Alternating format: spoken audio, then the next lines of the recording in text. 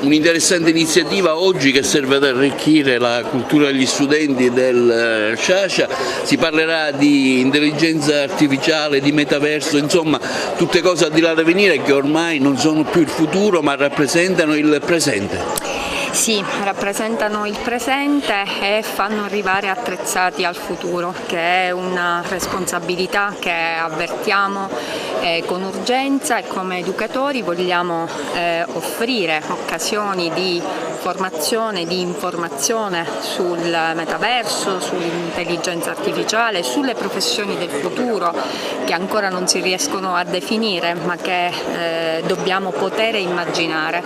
Per cui oggi i ragazzi incontreranno chi sta scrivendo pagine di storia su questi temi, ricercatore CNRR Marco Pagliaro, incontreranno Maurizio Nicolini, incontreranno Alessandro Cacciato, perché vogliamo fare in modo che sentano dalla viva voce di chi si occupa di progetti sostenibili, di nuove tecnologie, di avanguardia nel mondo della tecnologia, quello che li può preparare nel migliore dei modi possibili.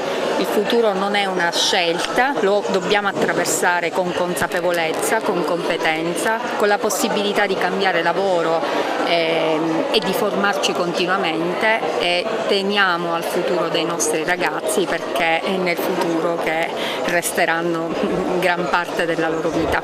Ecco, quanto è importante questo incontro con gli studenti qui allo Sciascia e sostanzialmente di cosa si discuterà? Allora, è molto importante perché noi come centro di ricerca sviluppiamo protocolli per la realtà immersiva e quindi diamo una visione a questi ragazzi su come sarà il futuro con il quale loro andranno a confrontarsi. Si parla di metaverso, intelligenza artificiale, tutte cose che sembravano lontane ma che invece ormai sono a portata di mano.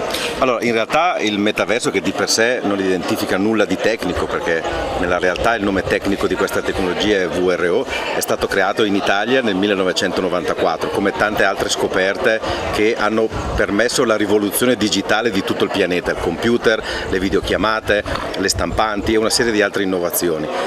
Siamo vicini a questa realtà, ma questa realtà fa parte già delle nostre vite nel quotidiano. È chiaro che questi giovani devono apprendere come manipolare questa tecnologia, perché anche l'intelligenza artificiale, in realtà, che intelligente non è, senza il comando dell'uomo e l'ingegno dell'uomo dietro, non è altro che una serie di codici che non fanno nulla. Parliamo di questa iniziativa di oggi con quali obiettivi?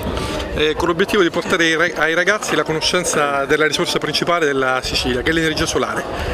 Con l'energia solare si può produrre l'energia più importante, l'energia elettrica. La Sicilia ha il più alto livello di irraggiamento di fatto in Europa, l'energia solare solo in parte sfruttata, deve esserlo di più. I ragazzi sono quindi la chiave del futuro, perché la Sicilia finalmente si apra all'energia solare e l'energia solare arrivi a tutte le aziende e tutte le famiglie.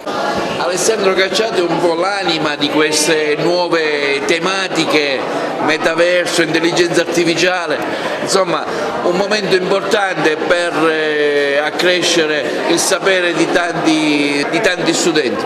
Sì, perché appunto siccome il mondo delle professioni è in costante mutamento, quindi dei ragazzi del quarto e quinto anno che stanno cominciando a scegliere quale sia il loro percorso di vita tra università e lavoro, è bene che si confrontino con dei professionisti che hanno dimostrato di saper guardare al futuro, e dunque oggi tra un esperto di intelligenza artificiale e uno scienziato del CNR penso che sia il mix ideale per dare a questi ragazzi l'opportunità di sbirciare per il futuro.